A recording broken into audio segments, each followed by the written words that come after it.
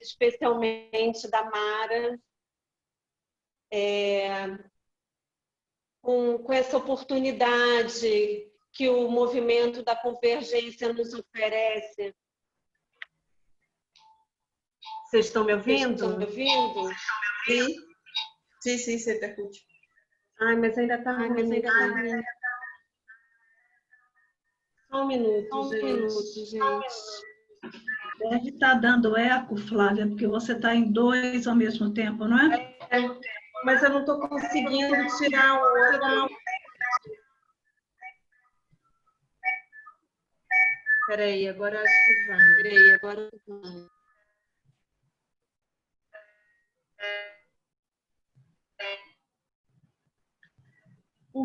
Consegui. Boa noite a todos. Queria agradecer a presença de todos vocês, principalmente da Mara Mussolino.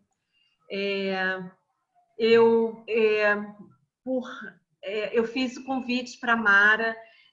Há um tempo atrás, nós participamos desses encontros de convergência, nós participamos da jornada dos 35 anos da Escola de Montevidéu.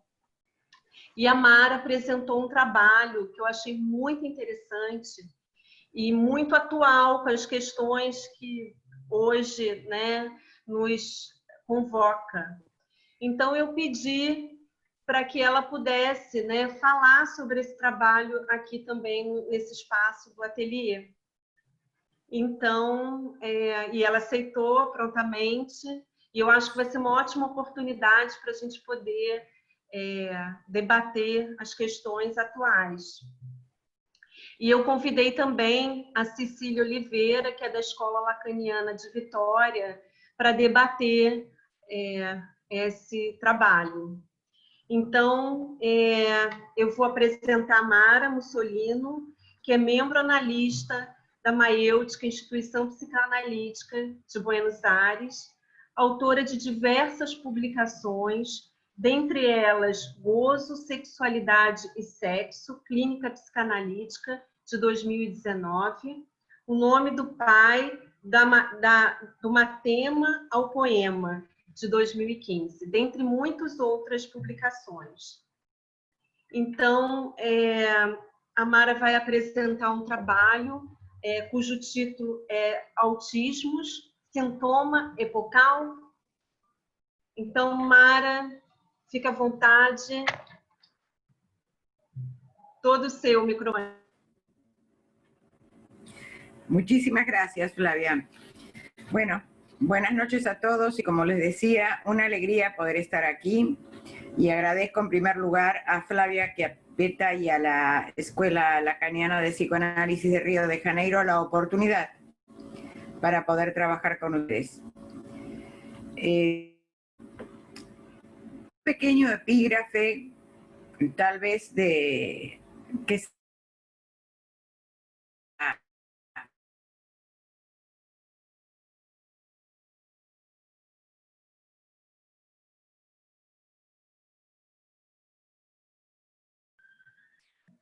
Olá.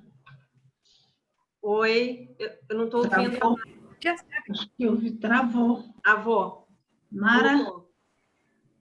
Não escucho. Não. Começa de novo, por favor. Que comienzo de nuevo. Sí, okay. Por favor. Bueno, el epígrafe es un cuento de Hermann Hesse. Es la conversación con la estufa italiana. Dice, ya sabe usted que el hombre es el único ser que da un sentido a las cosas. Para los animales, un roble es un roble. Una montaña es una montaña. El viento es viento y no un hijo del cielo. Pero para los hombres, todo es divino, todo es profundo, todo es simbólico. Todo significa algo enteramente distinto de lo que es. Para los autismos también. Agradezco muy especialmente, como les decía, a Flavia Chiappetta y a la Escuela Lacaniana de Psicoanálisis de Río de Janeiro la oportunidad de trabajar con ustedes esta pregunta, la que surgiera convocada por la ética del psicoanálisis que enmarcara la exquisita jornada 35 aniversario de la Escuela Freudiana de Montevideo en 2015. Que hoy volvamos a pensar el asunto es parte de esas ocasiones que propicia las transferencias de trabajo basadas en el respeto por las diferencias en convergencia. El desvarío de nuestro goce, epidemia de autismos. Observamos que muchas veces la en la contemporaneidad hace que los analistas recortemos y limitemos desde esta nominación la escucha del deseo analizante. Lacan en 1958 puso en contraposición el fuerte deseo o voluntad de curar de Ferenczi al deseo del analista que consiste tan solo en el deseo de analizar. Con él sostiene el analizar la transferencia en los andariveles de la regla fundamental, aún con las vacilaciones de su fantasma y la angustia que constituye el medio con que hará condescender el desvarío de su goce al deseo analizante. Nos preguntamos si la explosión de casos de autismo en todas partes del mundo se debe a esta voluntad de curar.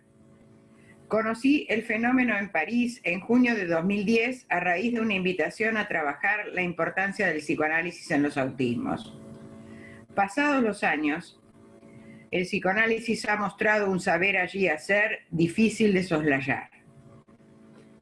Considerar autista a todo humano con dificultades para el lazo social parece ser el síntoma de una época en que el sujeto es forcluido en pos del individuo. Otro factor que incide en esta clasificación consiste en hacer más comprensibles las patologías graves, para lo cual se las agrupa en categorías aceptables para una lógica del mercado de las corporaciones farmacéuticas. En junio de 2011, esta generalización del sujeto que obtura toda pregunta posible sobre su existencia, su cuerpo y su modo singular de hacer lazo con el otro, esto es parte del argumento de las jornadas de la Escuela Freudiana de Montevideo.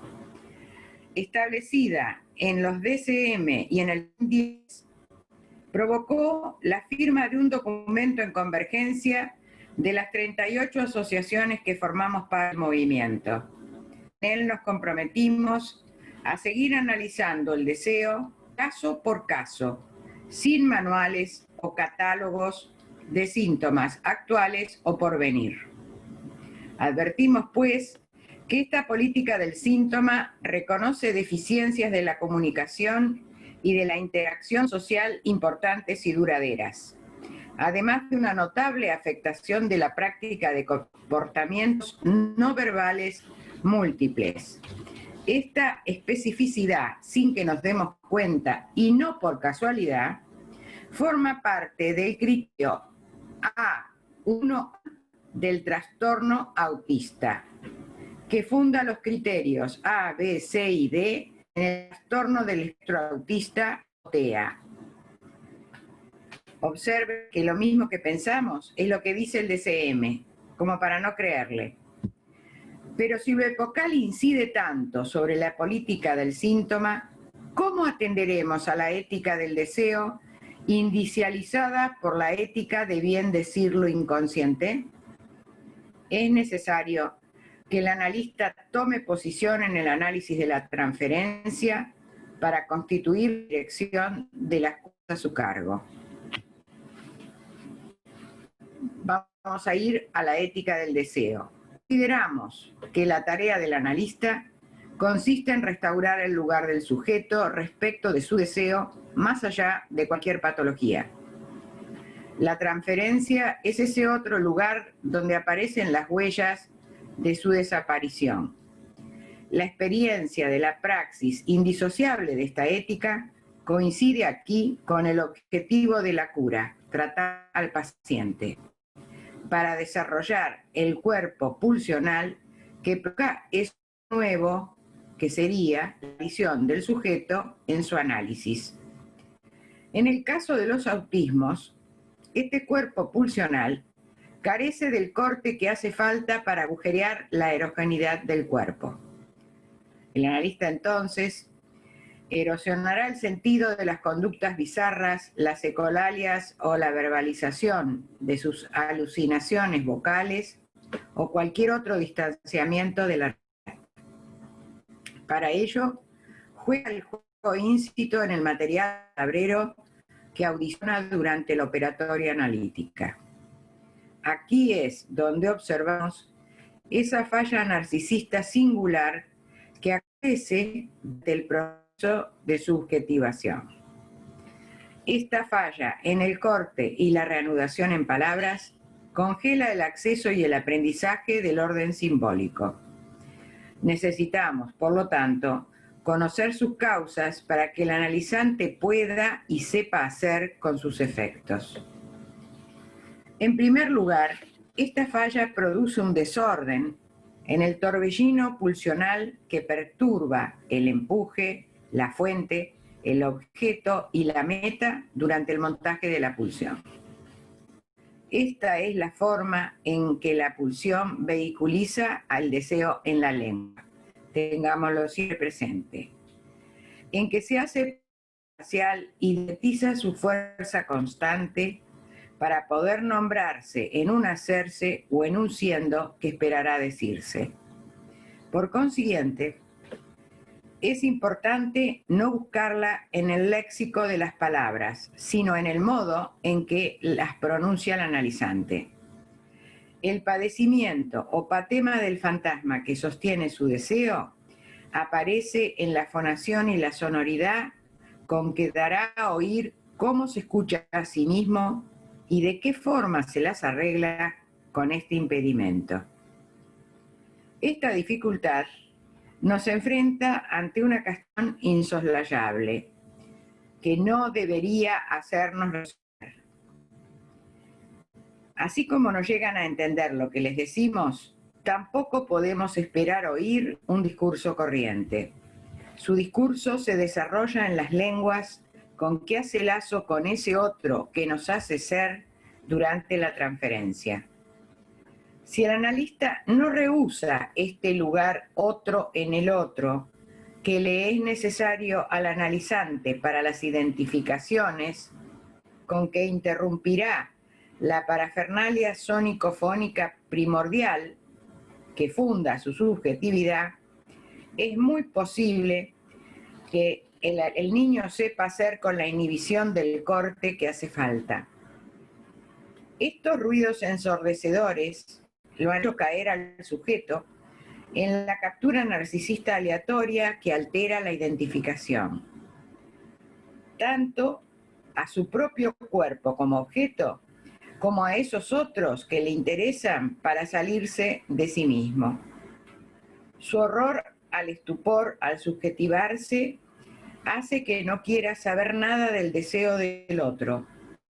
Cuando se distancia de su propio deseo, surgido del campo del habla o de la palabra, tal como la ha silenciado o como la ha fonado. Al mismo tiempo, esta falla narcisista singular interfiere en la identificación de aquel pequeño otro de la imagen especular yoica. Sin raíces en ese pequeño que es el mismo reflejado en su semejante, no buscará el asentimiento ni el reconocimiento del otro que lo hace yo mismo. Es lo que habitualmente decimos cuando tiene la mirada perdida, que no mira, que no fija su mirada.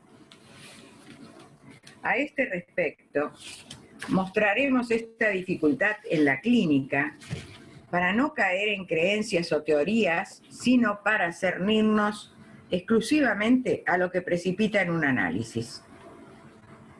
Esther. Esther tiene 2 años, 6 meses. Su ostracismo apareció alrededor de los 12 meses cuando comenzaba a hablar. Sus padres deciden entonces ingresarla a los 2 años en una institución educativa y terapéutica. Allí se cierra aún más y se acrecientan las dificultades para relacionarse, pues rechaza el contacto corporal. Afortunadamente, quienes la atienden deciden derivarla a tratamiento. Cabe señalar que poco después sus genitores se separan a sus 2 años y medio como esposos, pero también como padres. Entonces sugerimos que los dos la traigan a su sesión, pues llama nuestra atención que su madre, con la que vive, no la nombra hija ni Esther, sino la nena, ante la total indiferencia de su padre. La ve varias veces en la institución para observar si realmente allí no tiene lenguaje como nos dicen. Observamos que su lenguaje aparece en gritos, mientras que con mucha angustia adopta posiciones imposibles, aferrándose con desesperación a los objetos que encuentra. Con posiciones imposibles quiero decir bizarras en relación a la ubicación del cuerpo, ¿no? Cruzando, por ejemplo, una pierna por encima de la cabeza o cruzando los 2 brazos por debajo de sus piernas. Para nada pensamos que podría tener un trastorno psicológico o neurológico. Sí pensamos en una dificultad muy grande de poder hacerse cargo de su cuerpo erogeneizado. Observamos allí la confusión que genera el cuerpo erogeneizado y sin corte, que se engancha a lo que puede para no perderse en la cadena significante que escucha.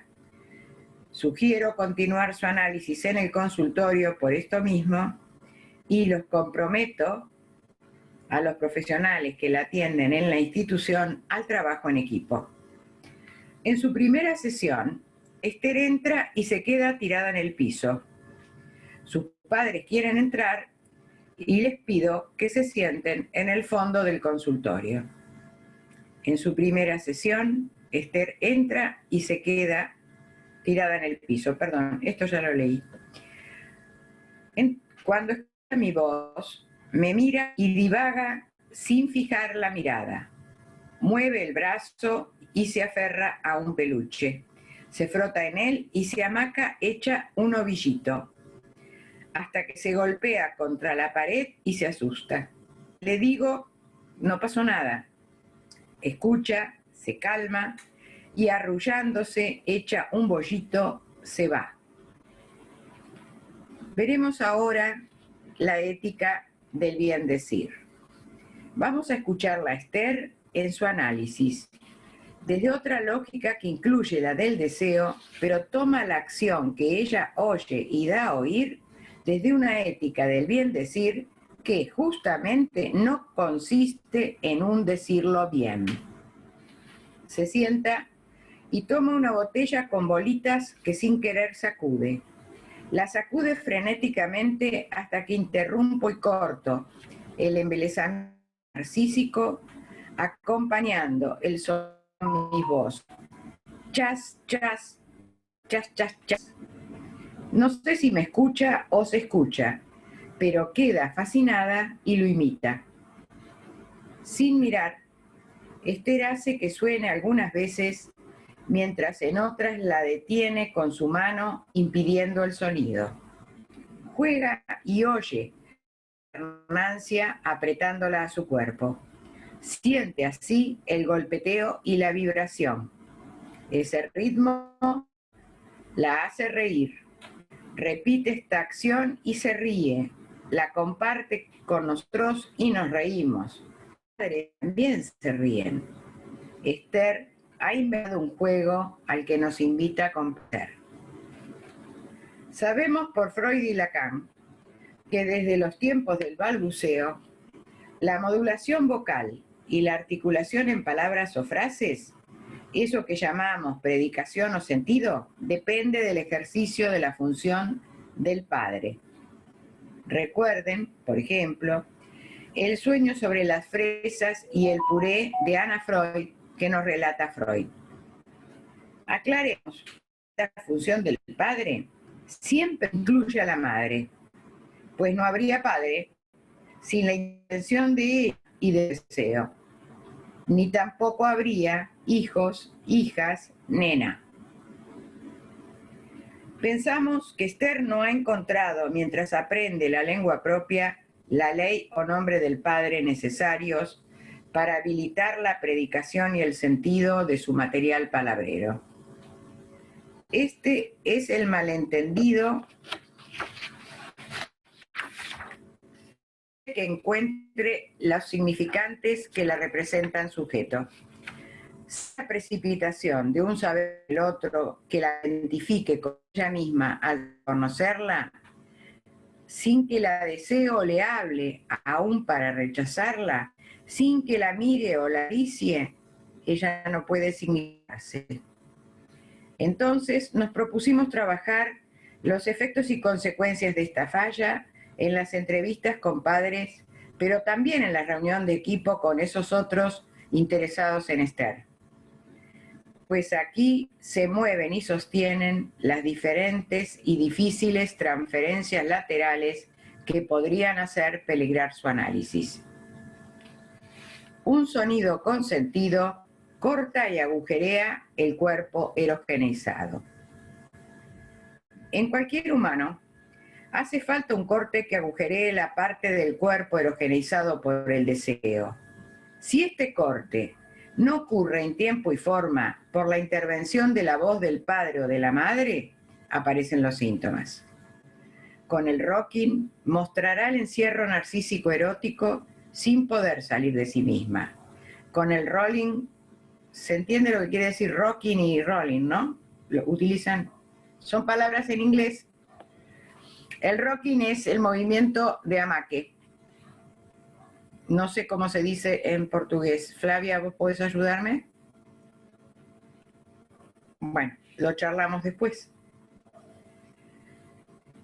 Con el movimiento que hace ir y venir su cuerpo, muestra su dificultad para detenerse, mientras que con el teteo la encierra a sí misma y la distancia de la realidad. ¿Pero por qué?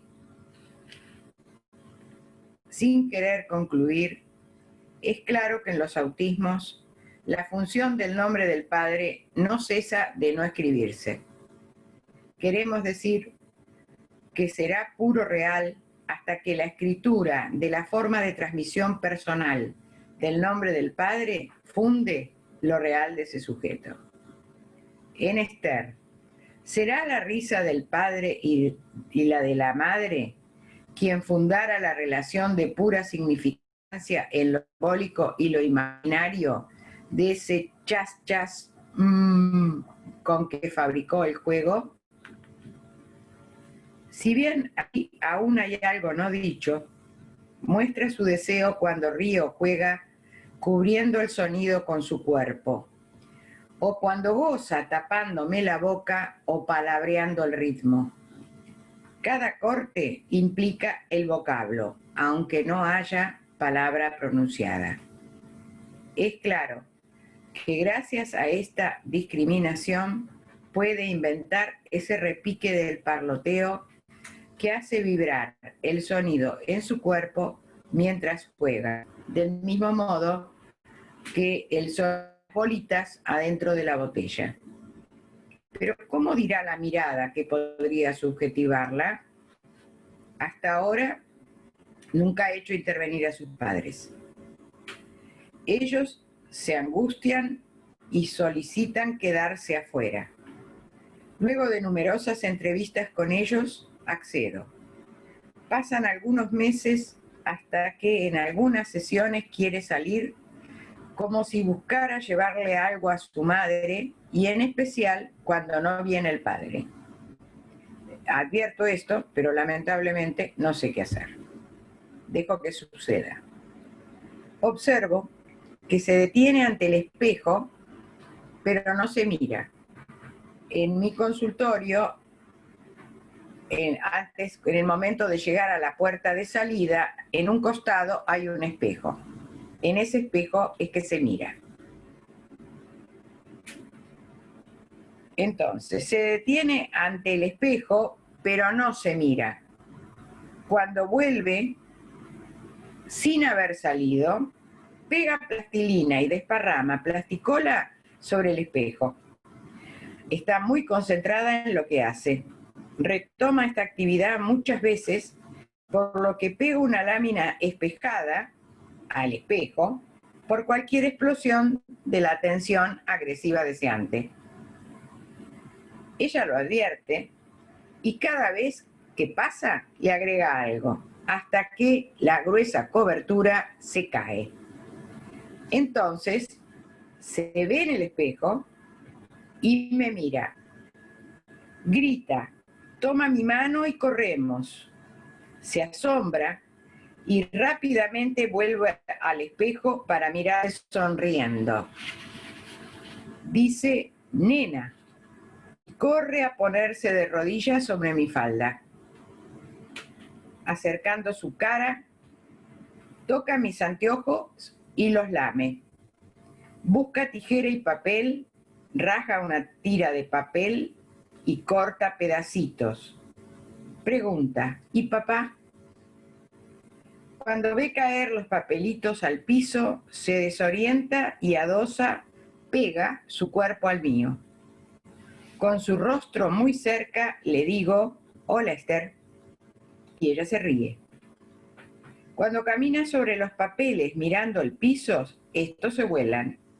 Desesperada, toma un pedazo tras otro, los raya con violencia y comienza a aletear espantada, mumiendo. Además de la dificultad de pasar esto del castellano al portugués, está el idioma que habla Esther. Así que espero que tengamos el tiempo de explicarlo. Mumiendo es haciendo... ¿Me explico? Es evidente que necesita de un objeto A para mediar su deseo y subjetivarlo.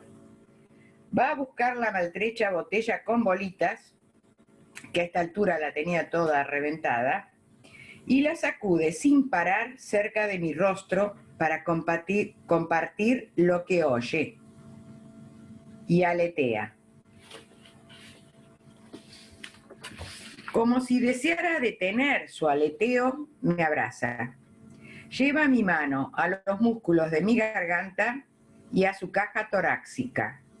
Cuando escucha que le digo, tranquila, ya pasó. Otra vez toca, huele y pasa la lengua por la botella y mis anteojos, reconociéndolos. Sacude la botella sin parar cerca de mi rostro. Recién se calma cuando siente una caricia. Me mira y dice, Coca-Cola. Hago eco a lo que ha fonado y toca el objeto cuyo nombre ha vocalizado. Sí, la botella era de Coca-Cola. Ante mi asombro, lo transpone en lo simbólico imaginario de un trazo torpemente dibujado. Parece que consiguió oír y vocear lo real que anima el deseo oído en lo que era alucinación vocal. En otras palabras, sola no puede hacer el corte a la invasión sonora con que podría registrar la experiencia de su deseo. Es necesario el corte y la intervención del analista para que pueda usar el vocablo que es el alma de esos tres registros del lenguaje. Continuará con sus conductas repetitivas o las molestias ante el cambio de rutina hasta que aparezcan en su análisis el amor y el goce implícito en las vestimentas de la palabra. Pero ¿cómo lo hizo? Si en Esther la respuesta a sus actos surge en el aleteo y no en el vocablo. Entonces comenzamos a jugar los sonidos hasta que logra fonetizar el deseo en el recorte significante pronunciado a su manera para indicar lo que quiere. Remedando a Lacan, usa su saber hacer allí su saber hacer obra, sin privarse del madaquinismo. El madaquinismo es la forma que ha vivenciado con el nombre del Padre que le tocó vivir, padecer y sufrir en cada momento de su corta vida. Mas lo hace siempre que el analista puede sostener el trabajo de la transferencia que lo haga emerger. Lo decimos porque no siempre lo conseguimos. Para eso, su analista se abstiene de producir cualquier diagnóstico que reglamente ese manejo. Nos preguntamos, ¿el manejo de la transferencia o aquel al que el analista podría adherir para no quedar angustiado y fuera de época? A veces pasa eso. Gracias.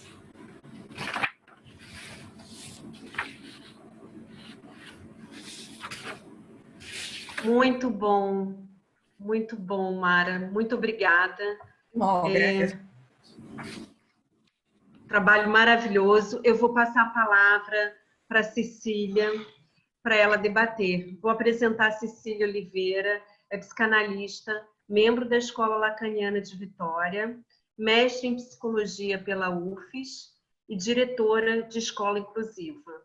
A Cecília agora vai debater, depois a Mara pode fazer algum comentário em relação à questão da Cecília e depois a gente abre para o debate para todos. Pode falar, Cecília. Opa. Obrigada, hein? Opa, obrigada pelo convite. Antes de mais nada, Flávia, é um prazer estar aqui e poder conversar sobre um trabalho tão bacana, tão rico. Esses registros de trabalho com autismos são fundamentais para a gente conseguir ir discernindo os elementos dessa clínica tão difícil, né? Uma clínica muito difícil, né? Parabenizo a Mara pelo trabalho, muito interessante, me suscitou uma série de questões. Eu acho que a Mara faz uma pergunta importante, né? O que causa, o que pode falar a respeito desse momento da explosão de tantos casos de autismos no momento, né? Essa pergunta que nós nos fazemos com frequência, né? O que está acontecendo no nosso tempo, né? Se tem alguma questão colocada na nossa contemporaneidade, né, que possa justificar esse aumento, essa explosão, como ela bem usou essa palavra, né? E ela traz uma questão, a Mara eu achei muito interessante, porque muitas vezes a gente fala disso a respeito da questão do lugar da função paterna na atualidade e seus efeitos na contemporaneidade, né? E a Mara faz uma pergunta se isso não está muito articulado à vontade de curar, né? E eu acho que isso ela introduz para meu respeito, na minha opinião, uma questão fundamental para o trabalho de análise com crianças, né? Especialmente com crianças, de um modo geral, mas de forma muito radical no trabalho com a clínica com os autistas, né? Que é a questão do desejo do analista, né? Uma noção tão cara à psicanálise, uma noção tão difícil, tão árdua e tão fundamental para o trabalho da clínica, né? E traz uma articulação bonita a respeito da transferência, né? Cuja a função do desejo do analista, somente na função do desejo do analista, você tem uma operação efetivamente analítica, né? E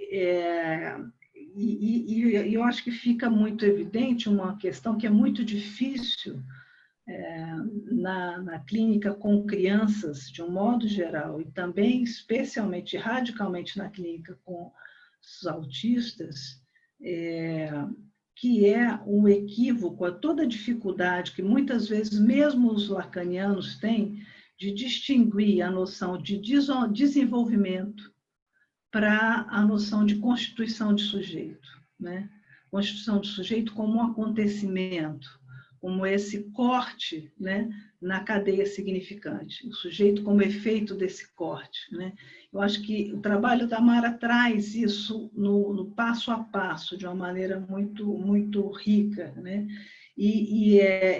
Me parece que muito da confusão que às vezes até os próprios analistas fazem na condução dos casos com autismo vai dessa dificuldade de entender o que é o sujeito constituído como corte, né?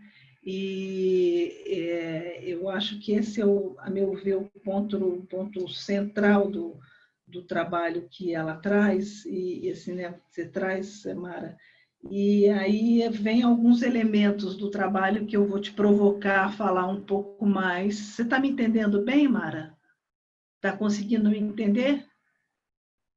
Está sem microfone. Sí, no, sí, yo los entiendo perfecto y puedo leer perfecto el portugués, lo que no puedo es hablarlo. Oh, que bom! Que pena que eu não entendo perfeitamente o espanhol. No, Mas, fuera de alguna palabra que por supuesto tengo que preguntarla, o lo demás, o sea, es música. que maravilha. Então, eu acho que essa é a questão mais importante que eu queria recortar desse trabalho, que é a importância da noção do desejo do analista na condução da clínica com os autismos, né? Eu acho que aí que me faz pensar assim, o quanto que essa clínica interroga os analistas, né? Interroga no osso da clínica, na essência da clínica, né? Porque não dá para, não tem espaço para acomodação, né? Ou isso opera ou isso não opera, né? E para que opere a necessidade do desejo do analista. Mas o que é esse desejo? Onde está ele? Onde que se pega? Que garantias você tem? Onde é que você lê o que é isso, né? Bem, você tem referências, mas é na clínica do inusitado, né, que você vai poder verificar só depois que algo ali aconteceu, né? Então, eu acho que esse trabalho traz uma coisa muito rica, né, a esse respeito. E eu fiquei com algumas perguntas, assim, a respeito... eu não sei se tem um problema de tradução, de compreensão da língua, ou se em algum momento você diz que eles se separam também como pais, né? Eu falei, o que isso quer dizer, né? O que quer dizer que se separam também como pais, como casal e também como pais, né? Se divorcian y dejan de hacerse cargo de la niña, la nena queda con la mamá y el papá no se ocupa más. Ah, sim. Aham, ok, entendi. E eu gostaria que você pudesse falar um pouco mais assim a respeito de como é que você está pensando a questão da função do pai, né? Nessa estrutura, nesses casos, né? Assim, a gente sabe que alguns autores começam a introduzir uma diferença entre as psicoses e o autismo, né, a partir da sintomática, né? Mas nas duas estruturas a gente tem uma problemática da função do pai, né? Então eu queria te escutar um pouco mais, como é que você está pensando assim, essa coisa da função do pai no autismo, né? Isso é uma das coisas que eu gostaria de te perguntar. E também lembrar assim, o quanto que essa coisa do par significante comparece na clínica, né? Da alternância significante começa a comparecer na clínica, indicando uma direção de trabalho. Assim, eu acho que isso é um elemento muito rico nessa coisa do chap-chap, mamã, né? Nessa alternância de significantes que possibilitam todo esse trabalho, né? Mas, enfim, eu queria te escutar um pouco a respeito da função do pai. Como é que você pensou, como é que você está pensando a questão da função do pai na questão da constituição dos autismos? Depois a gente conversa um pouco mais. Eu tenho outras perguntas, mas a gente depois vai conversando. Tá ótimo. Mara, então, se você Respondo, puder ¿puedo comentar. ahora?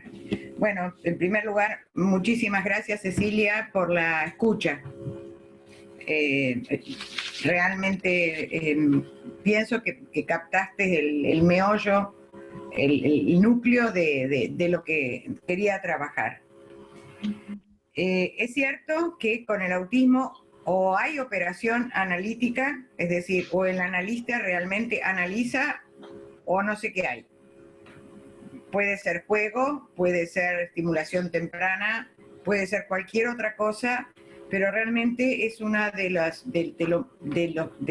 casos más difíciles de analizar, primero y fundamental, porque no hay palabra. Es decir, o sí hay palabra, pero nunca con el mismo significado que el que tiene para cualquier persona. O sea, la referencia al código de la lengua es muy, muy singular. Y es uno por uno, niño por niño. Esta es una de las características de la función del padre, justamente. Pero yo hago una gran diferencia con la psicosis. Que pueda haber autismos que deriven en psicosis, yo la verdad lo pongo mucho en duda. Para mí es el analista que ahí en algún lugar equivocó el camino dándole crédito a algo que viene de las entrevistas con padres y no escuchando al niño. ¿Por qué lo digo? Porque no hay forclusión en portugués, socorro, no sé cómo se dice, Verwerfung, la Verwerfung freudiana. Forclusión. Forclusão. Em português dizemos foraclusão. Bien, bueno, no hay forclusión en el autismo, es decir, no hay forclusión del significante primordial del nombre del padre. El significante primordial del nombre del padre está absolutamente presente, porque de lo contrario no habría creación de significantes. Es decir, el lugar del psicótico es el de dislocar la relación significante-significado de los significantes. ¿Por qué razón? Porque falta el principio rector del nombre del padre en la función de significancia. En el caso del autista, la creación de las palabras, lo bizarro o lo estereotipado de las conductas, siempre refiere a un significante singular. Que nosotros no lo entendamos no significa que el niño no, o el adulto o el adolescente no quiera saber nada de eso, que es como Lacan define a la forclusión en la psicosis, ¿no? Es decir, por el contrario, fíjense, como todo el tiempo, aun cuando no tenía lenguaje para los demás, Esther trata de hacer que yo escuche y entienda, pero no desde un lugar de otro que traduce, desde un lugar de otro que aporta qué significa eso en el código de la lengua, sino me da un lugar distinto al que nosotros ocupamos normalmente en la transferencia. Es casi un lugar de semejante, porque está armando esa identificación. Y esto se ve bien cuando ella consigue, después de mucho tiempo, porque el episodio del espejo sucede más de un año después de que arrancáramos el tratamiento, muchísimo antes de que ella pueda verse y verme reflejada en el espejo como otro que ella misma y como otro que yo misma. ¿Me alcanzo a explicar? Es decir, somos dos. No se confunde para nada con que es la misma. Creo que al principio, cuando vino análisis, sí estaba preocupada porque era todo una especie de unidad yoica narcísica sin corte. Por eso, Cecilia, te agradecía el que hubiera señalado que en la cuestión de la constitución del sujeto el corte es fundamental. Siempre pensamos, cuando pensamos en la constitución del sujeto, en la división sujeto del deseo y sujeto de lo inconsciente. Y esto es verdad, es así en las neurosis y en la mayoría de los casos, pero no en el autismo. El autismo tiene todo un proceso casi de reconstrucción o construcción desde el inicio. Hay un no reconocimiento del cuerpo, pero del propio cuerpo. Una vez me hicieron una pregunta en un hospital, que en el hospital es donde las papas queman y donde realmente los problemas se traen, de si estaba afectado el narcisismo primario. No, o sea, Lacan lo dice con todas las letras, que el narcisismo primario queda siempre fuera del asunto, porque sin él no habría posibilidades de que nadie se constituyera como ser, como cuerpo, como existente, como alguien que está allí presente, diferenciado del mundo. Pero si ustedes han visto autistas, han visto cómo es tan normal que se golpeen, que se den contra las paredes o que realmente se fundan con el entorno sin diferenciación entre lo que es su cuerpo y lo que es el entorno o cualquier otro objeto. Evidentemente hay una falla narcísica seria en el proceso de subjetivación y creo que comienza de manera muy precoz.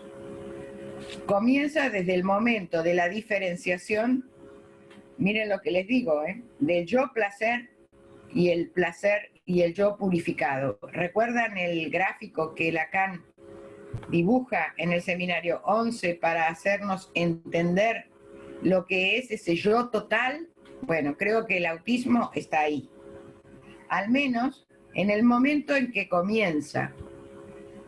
Echarle la culpa a los padres que no le hablan, que no lo miran, que no lo invisten, que no lo cargan libidinalmente desde su lugar otro, me parece absurdo. Nadie lo haría a propósito. Y por otra parte, cuando se entera porque el analista se lo dice, lo harían, pero no pueden, pero no lo hacen.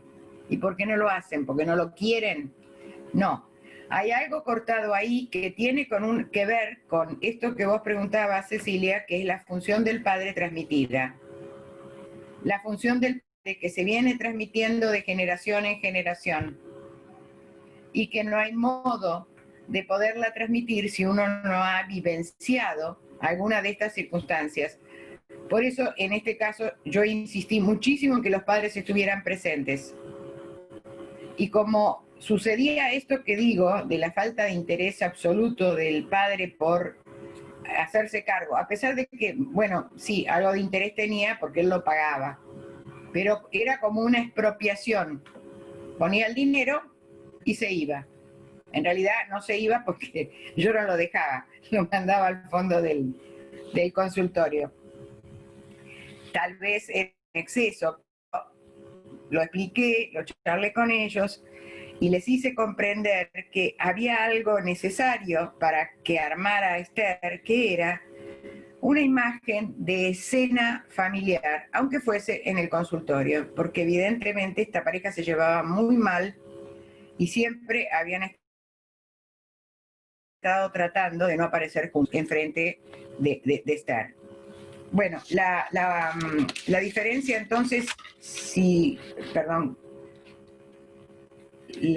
bueno, quedamos entonces que la función, hay función paterna y no hay forclusión del nombre del padre porque hay generación de significantes. Esther lo muestra. Lo muestra con esos significantes fundantes de la palabra, como puede ser la traducción que imita cuando hago sonar el golpeteo de las bolitas en la botella de Coca-Cola. Y la hay cuando ella puede decir la palabra sin haberla escuchado. Es decir, que sabe y lo puede decir como saber inconsciente en la representación palabra, que esa es una botella de Coca-Cola. Luego dice nena. Es decir, son muchas las palabras del código de la lengua normal que ella puede llegar a decir, además de estos primeros significantes, lo que desde mi punto de vista muestra que la función paterna está activa, porque la función paterna no, cede no solamente el significante de la falta, es decir, el falo, aquel que causa el deseo, sino que también aporta y dirige las significancias. Claro, en el momento en que puede ser simbolizada. Y para esto tardamos mucho tiempo, casi 2 años. ¿Por qué Esther pudo simbolizar la función del padre y otros niños autistas no?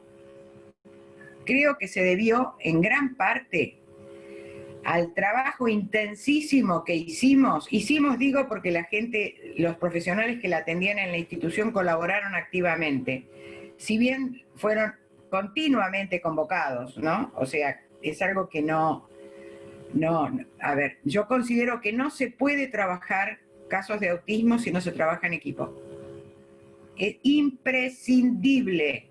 Ningún analista puede creer que él puede solo con ese niño en el tratamiento y que el niño consiga algo.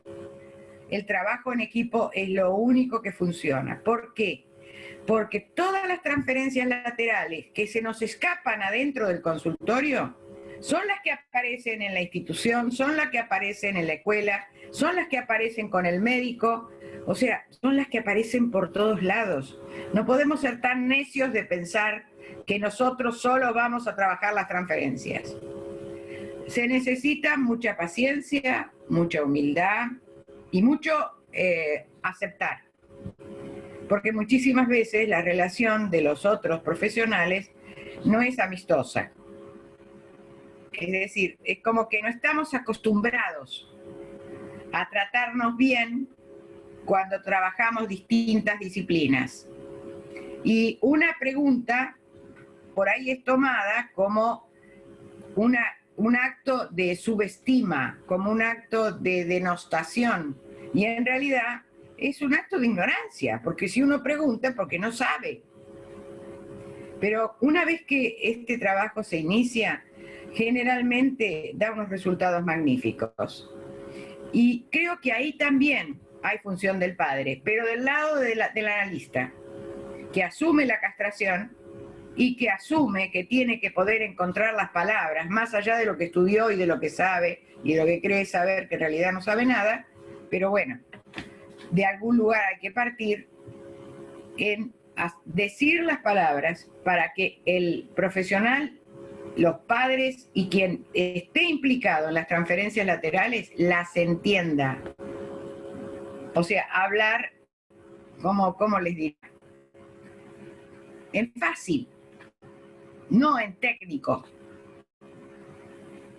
Es decir, hablar de un modo que el otro pueda entender, que pueda escuchar y darse cuenta que el objetivo es uno, y es lograr que ese niño autista pueda realmente hacer algo con su autismo. Yo no sé si va a dejar el autismo. Por eso les digo que honestamente yo no tuve casos de autistas que derivaron en psicosis. Me parece que ahí hay un mito. O era una psicosis antes de empezar y aparecía como autismo, pero no me sucedió. Y realmente a través de los años, afortunadamente tuve mucha oportunidad de atender niños autistas. También, insisto, tiene mucho que ver el trabajo con los padres, para que un chico no sea autista. Perdón, y no sea psicótico.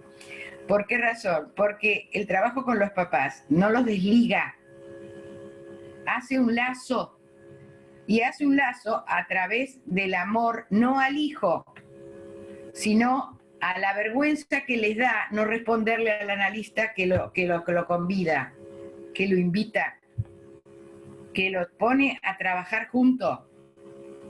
La alternativa que se plantea en las entrevistas con padres es: vamos a trabajar juntos para encontrar la forma en que Esther se sienta mejor, que ustedes aprendan y creen todas las formas que sientan que son necesarias para que su hija esté lo mejor posible, porque en análisis no va a estar toda la vida. Y esto desde el principio es parte del pacto simbólico. A mí me parece fundamental en el sentido de la honestidad, de saber que nosotros no lo vamos a poder acompañar toda la vida. que haga varios tratamientos, sí es posible, pero no mucho más. Y por otra parte, son los padres, junto con el analista y los profesionales que la atienden, quienes van a ayudarle a que encuentre su propio deseo, a que encuentre su propio interés. Y si este canaliza por la música, será la música. Y si canaliza por el dibujo, será el dibujo. ¿Cuándo? Una vez que pueda superar y organizarse, ahí también hay función del padre, en la normativización y en la organización de la vida amorosa de esa familia. Porque ahí se desarrolla el Edipo. No nos olvidemos. El autista vive el Edipo como cualquier otro ser humano porque no es gato. Por eso les leía el epígrafe de Hess. O sea, no es un animal para quien las cosas son lo que son. Serán lo que él escuche que sean amorosamente habladas o con odio, porque es otra forma de manejar la vida amorosa del Edipo, y por eso es tan importante que cada uno de los adultos intervinientes haga función del padre. Hacer función del padre significa poder simplificar el deseo de la madre de ingurgitarlo, de tragárselo, de hacer de él metáfora del falo, eso que todos sabemos y conocemos porque nos lo tropezamos en la clínica. Pero el analista ahí tiene que estar muy activo. Es un trabajo arduo, yo lo entiendo. Atender autistas no es fácil. Implica muchísimo, muchísimo trabajo y mucha dedicación y amor. El amor es fundamental, porque si no podemos establecer el lazo, no hay manera de que el niño confíe en nosotros, porque no nos registra. 90% del tiempo no sabe ni qué le decimos. Muchas veces no lo puede descifrar. Bueno, não sei se te contestei, Cecília. Mara, posso te fazer mais uma pergunta? Desculpa, Flávia, só mais uma. Sim, por Tá favor. bom. Depois a gente... Vamos combinar, então, uma coisa? A Cecília faz a pergunta, depois a gente abre, outras pessoas fazem e a Mara responde. Depois ela vai. Depois, tá. Sim, Cecília. Como é que é a relação, como é que está na Argentina a relação com o meio médico, né? Como é que a psicanálise está na relação com os neurologistas, pediatras? Há uma demanda, uma direção grande. Aqui no Brasil, a gente tem uma direção grande para as terapias comportamentais, cognitivas comportamentais, né? Quase que automáticas. Quando algum escapa disso, quase que por uma transferência meio que da família, com algum profissional, por não saber. Se for pela indicação médica, e as crianças muito pequenas chegam, evidentemente, do pediatra para o neurologista em geral, para a medicação, e da medicação para as terapias cognitivas. Como é que está isso na Argentina, quando você puder falar um pouquinho, tá? Cecilia, mira, yo creo que en Argentina no hay tanta diferencia como con Brasil, por la sencilla razón de que depende de los seres humanos que están atrás del guardapolvo y del título. Hay una cantidad de médicos neurólogos que verdaderamente, no por creer en el psicoanálisis ni por apostar al psicoanálisis, porque la mayoría no tiene la más mínima idea, aunque algunos sí están informados, sino básicamente por el modo en que trabajan el tratamiento al niño. Por eso yo aclaré en el trabajo la necesidad de convocar a los profesionales que trabajan. No esperemos que vengan, no esperemos que nos recomienden, vayamos nosotros. Hay una realidad, tiene un pediatra, tiene un neurólogo, tiene el médico que sea, y el médico te dice, por ejemplo, me ha pasado, ¿no? Decir, bueno, pero, ¿y ustedes qué hacen? O sea, le charlan. ¿Y qué le voy a explicar, pobre hombre? Si no entiende, no entiende. Él que haga su trabajo, yo el mío. Por eso es que hablamos más de transdisciplina que de interdisciplina. Es decir, cada uno con su disciplina trata de colaborar con el otro tan solo por el paciente. Acá el objetivo es el paciente. Y habrá alguno que no quiera colaborar, y sí, puede ser que no colabore. Ahora, cuidado con recomendar a los padres que cambie de médico, de neurólogo o de psiquiatra, porque algunos lo llevan al psiquiatra. Cuidado, porque nosotros nunca conocemos qué transferencia lateral tienen los padres con ese profesional. Y si encontraron que ese profesional se identifica con ellos, o al revés, ellos sienten que se pueden identificar en el rechazo, por ejemplo, con ese profesional, seguro que el análisis pierde, es decir, lo sacan de análisis. Por eso les decía, es terriblemente importante trabajar las transferencias laterales con todos los profesionales. Los que quieren aportar, aportan, los que no quieren aportar, no aportan, y cada uno trabaja en su sector. Yo no le voy a decir a ningún neurólogo lo que tiene que hacer, pero tampoco es cierto que puedo aceptar que el neurólogo me diga de qué manera hacerlo si no quiere trabajar de manera conjunta, si no quiere que charlemos, si no quiere tener una entrevista, si no quiere hablar por teléfono. Es decir, lo más usual es que haya colaboración, porque excepto, bueno, los centros estos privados que manejan el cognitivismo y las neurociencias, los hay, ¿eh? Y son especialistas en autismo. La especialización, ustedes saben el problema grave que trae. Es el que les comentaba al principio del trabajo, ¿no? El hecho de que coincide la manera de ver los síntomas con la manera de diagnosticarlos. Y donde hay especialización, el sujeto y la relación con su cuerpo y con los demás se perdió. Porque hay especialización, justamente, ¿no? Mara, temos algumas pessoas aqui na lista para fazer questões, mas eu queria te colocar uma antes. Eu gostei muito do seu trabalho e eu fiquei interessada. Eu ainda não havia escutado alguém falar sobre essa ideia do nome do pai no autismo. No seminário 1, o Lacan, quando vai comentar o caso Dick, da Melanie Klein, ele fala que é uma criança que está na linguagem, mas não fez a Beiargon dessa linguagem. Cierto. E, a princípio... Melanie Klein le presta significantes. Mejor dicho, de tal manera que Melanie Klein le presta vocablos. Sí. Cuando le dice sí.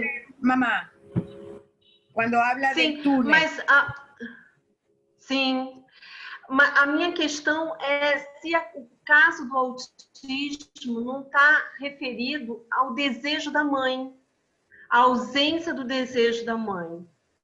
Es que no, Flavia, perdón, pero esta es una opinión personal. No puede haber ausencia de deseo, porque eso sería deseo de no desear. El deseo siempre... Desejo de no desejar. No hay afánesis del deseo, hay desaparición del sujeto que desea. Se borra, como se borraba aquí el padre. Bueno, la mamá pobre hacía lo que podía, ¿no? Mas não pode ser... Diga. Não pode ficar numa posição de gozo? No deseando una posición de goce, sí, claro. Sí, se goza cuando uno no desea, o mejor dicho, cuando uno piensa que no desea, porque en última instancia eso puede ser un fantasma. Insisto, el deseo, no hay afánesis, se pelea Lacan con Jones por esto, ¿no? Donde le dice, no es que desaparece el deseo, lo que desaparece es el sujeto, porque el deseo es también deseo de no desear, como ocurre, por ejemplo, en la anorexia. Ajá. La anorexia no es que no desea comer, o sea, tiene un deseo de no comer, o un no deseo de comer, pero ese es su deseo. Por eso es tan difícil hacer que haya recidiva del síntoma, ¿no? O sea, que cese el síntoma. Ahora, madre sin deseo, eso es muy difícil, por la sencilla razón de que es muy difícil ser mujer teniendo un hijo sin ser madre. Afecta el ser, es intrínseco, además de que no haya afánesis del deseo. Hay una pregunta, Flavia, que está en el chat. Tem várias. Tem uma ordem. É Tereza Meloni, Alice França e Antônio. Tereza Meloni pode fazer essa pergunta. Então, Mara, mais uma vez eu quero agradecer o belíssimo trabalho que você nos trouxe e a maneira como você fala, bastante, digamos assim, com raiz, com segurança, de quem realmente domina um campo tão adverso de trabalho e, ao mesmo tempo... María Teresa, ojalá lo domine. E, ao mesmo tempo, tão convocador. Enfim, a minha questão surgiu no mesmo ponto que surgiu a da Flávia. Também me surpreendeu falar do funcionamento, desculpe, Leonardo, funcionamento da função paterna nos autistas. Isso me surpreendeu. Mas eu só consegui entender quando você fala dessas transferências que escapam à transferência no consultório e aparece com o médico, com a equipe em geral. E eu aí fiquei pensando se esses laços que se fazem não estariam considerados nos seminários finais do Lacan, quando ele desencarna a função paterna do pai e fala dos nomes dos pais, os nomes do pai, né? Quando ele fala dos vários nomes do pai, como uma amarração. Aí eu pude entender, parece, mas eu estou querendo que você comprove ou não, se a gente aí pode falar nessas formas de amarração como nomes do pai. Mara, deixa as outras pessoas perguntarem e depois você responde tudo, pode ser? De acordo, sim. Então, agora, Alice França. Alice França. Então, Alice França vai perguntar? Então, vou passar a palavra para o Antônio. Antônio Roberto. Estou ouvindo? Alice? Pode falar. É o seguinte, Mara, uma vez eu ouvindo a Flávia, ela falou uma expressão que tem me perseguido. Eu tenho perguntado, peraí que está caindo aqui. Eu tenho perguntado, assim, tenho procurado saber, mas eu não tive como fazer a pergunta, Flávia. Eu dirijo a você agora, Mara. A questão do inconsciente não constituído. Eu não sei como é isso dentro do autismo.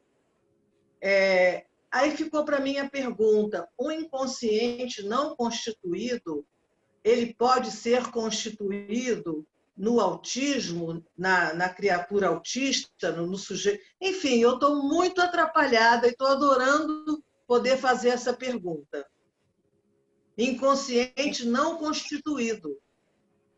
Sim. Agora o Antônio, Roberto. Gracias, Alice. Boa noite, Mara. Buenas noches. Quero te agradecer aí pelo belo trabalho. E a minha pergunta vai mais no seguinte sentido, né? A gente escuta, né, e lê também aí nas pesquisas, né, essa questão de que, nas pesquisas médicas principalmente, né, relacionadas ao autismo, que, por exemplo, o autismo ele acomete mais os meninos que as meninas, né? E numa proporção que é razoavelmente de 6.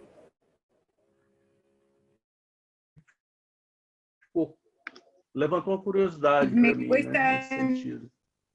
¿Podés decirlo otra vez?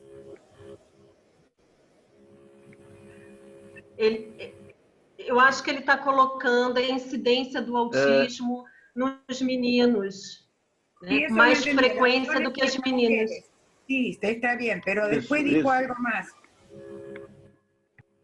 Ah, solo eso. Ok.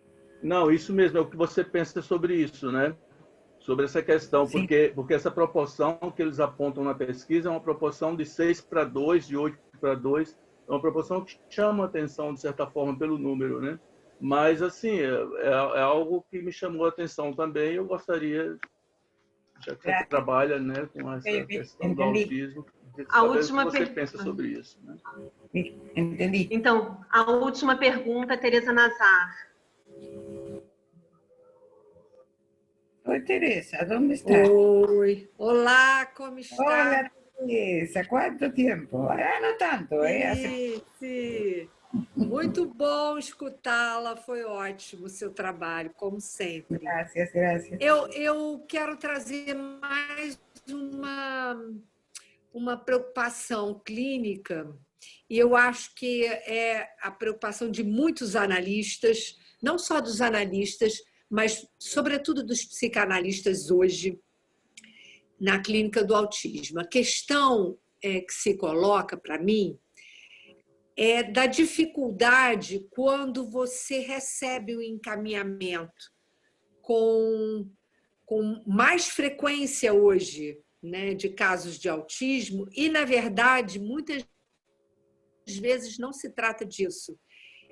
Crianças com inibição, crianças com dificuldades para falar, e eu acho que os psicanalistas mais jovens ficam muito atrapalhados na hora de fazer esse diagnóstico. E muitas vezes isso, de alguma maneira, se interpõe na direção do tratamento.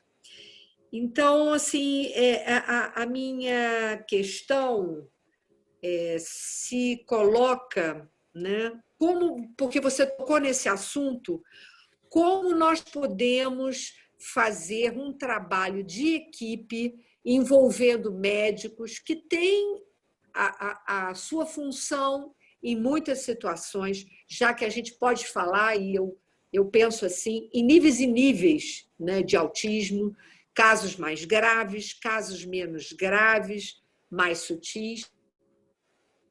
Como a gente pode realmente, porque a gente fala muito de trabalho de equipe, mas na grande maioria das vezes esse trabalho não se efetiva. Há uma disputa de território na condução do tratamento, e você tocou numa questão importante.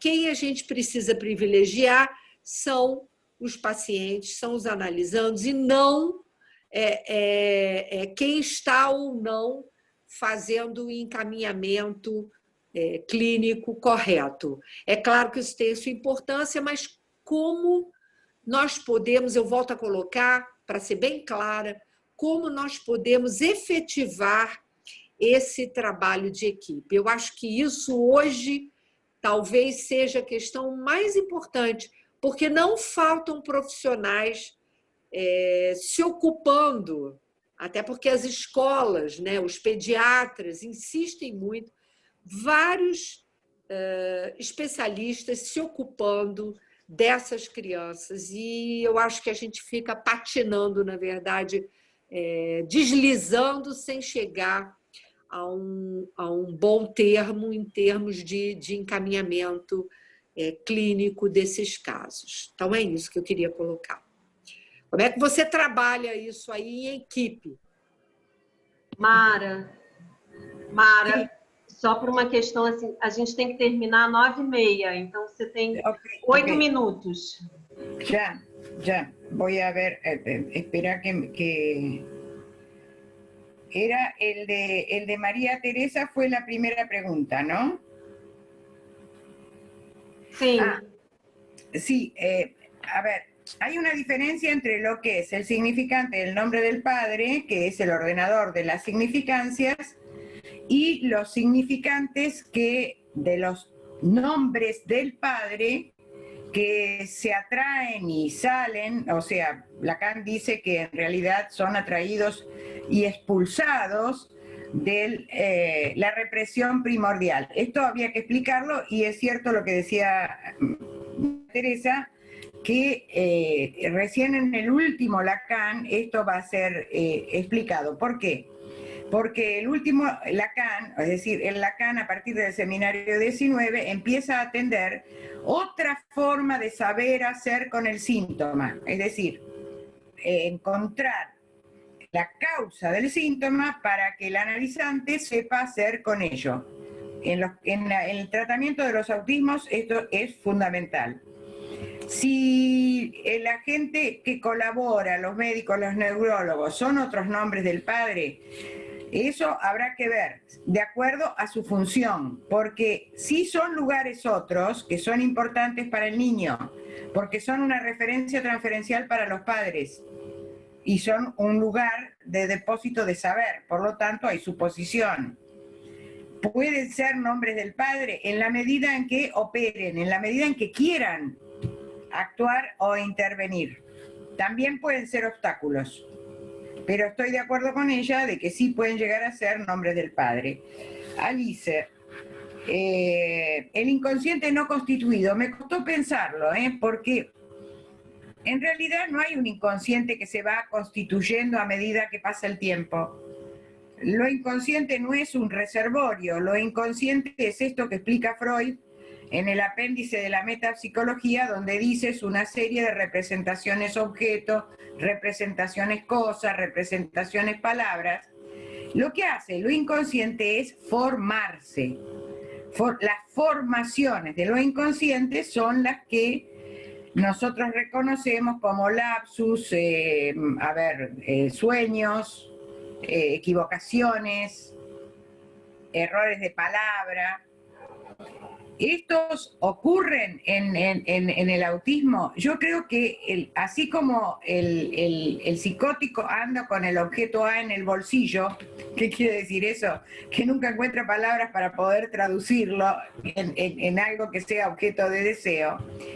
El autista se podría decir que anda con lo inconsciente a flor de piel, porque en cualquier momento arma una representación objeto y le pone palabra. O sea, encuentra la manera, el modo de hacer la escritura de una palabra, o sea, de representarlo en una palabra.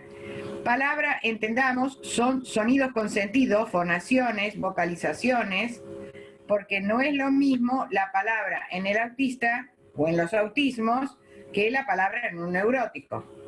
Esto está claro, ¿no? La diferencia entre lo que es vocablo y lo que es palabra. En francés es fácil, porque vocablo es mot y palabra es parole. Hay dos palabras, dos términos con los que se explica la diferencia. Uno puede ser pronunciado, el otro se fona, se hace sonar, pero no se dice como palabra pronunciada.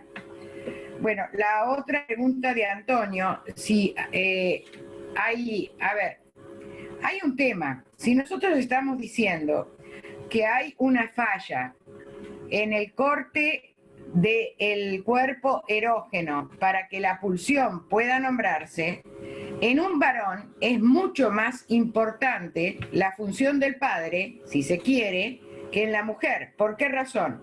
Porque el camino edípico del varón es de ida. O sea, una vez que eligió a la mujer desde el padre, o sea, como objeto de amor, y aceptó la ley de interdicción del incesto, su próxima elección de objeto puede llegar a ser una mujer. Por esa razón puede haber más autismos, y pensándolo, la verdad que nunca me había dedicado a pensar la estadística, pero sí, podría ser que tengan más dificultades para poder expresarse, para poder conectarse con el mundo, el varón que la mujer. Por eso es probable que haya más casos de autistas hombres que mujeres, pero honestamente no me había preguntado nunca por la estadística, y te lo agradezco, Antonio, porque realmente no lo había pensado y da para pensar lo que preguntaste. La otra pregunta era la de Teresa. Sí, es muy interesante, Teresa, lo que planteas, porque hay una realidad. En la medida en que la desesperación o la angustia del analista le pone nombre, diagnostica, se acabó la posibilidad de escuchar libremente en transferencia al analizante. Es como vos decís, se paraliza la posibilidad de poder hacer un análisis. La realidad de la necesidad de asegurarse en un diagnóstico puede hacer autismo a cualquier otra patología y a cualquier otra situación donde aparezca alguno de los síntomas que nosotros reconocemos en el autismo. Lo que dice Lacan es que el autista es muy verboso. No dice que habla mucho, dice que es verboso. ¿Qué quiere decir esto? Quiere decir que tiene mucha posibilidad de usar verbos, o sea, palabras a pronunciar, a darle sentido, a darlas de significación, pero no la usa, porque lo único que hace es acumularlas. No las cede, y no las cede no porque no quiera, sino porque, como estamos diciendo, no ha sido transmitida la castración por la función del padre de la manera adecuada, sea porque no hubo simplificación del deseo de la madre en un significado al sujeto, sea porque la función del padre apareció en carencia, sea porque hay una falla en el corte del narcisismo producido por el seguimiento que hace la madre. Piensen un poco en el goce de la madre, que ahí es donde yo puedo, Flavia, más pensar que en el deseo de la madre, que no haya deseo. ¿Cuánto goce tiene una madre que llega a tener un hijo que la va a necesitar toda la vida y nunca va a prescindir de ella? Porque está condenado a ser un enfermo. ¿Cuántas madres se buscan pediatras y médicos que les aseguren que su hijo está enfermo? Es el síndrome de Munchausen, de hecho, está. Es decir, con todas estas cosas lidiamos cuando nos encontramos con autismo. A ver si me quedé... la cuestión de la transmisión al equipo. Yo creo que si hay respeto por la diferencia del campo en que cada uno es conocedor y es específico, y se pone en primer lugar, como vos decías, al paciente, hay posibilidades de trabajar con cualquier especialista de cualquier equipo. Siempre que no esperemos peras del olmo, es decir, que no esperemos que de pronto haga lo que nosotros queremos.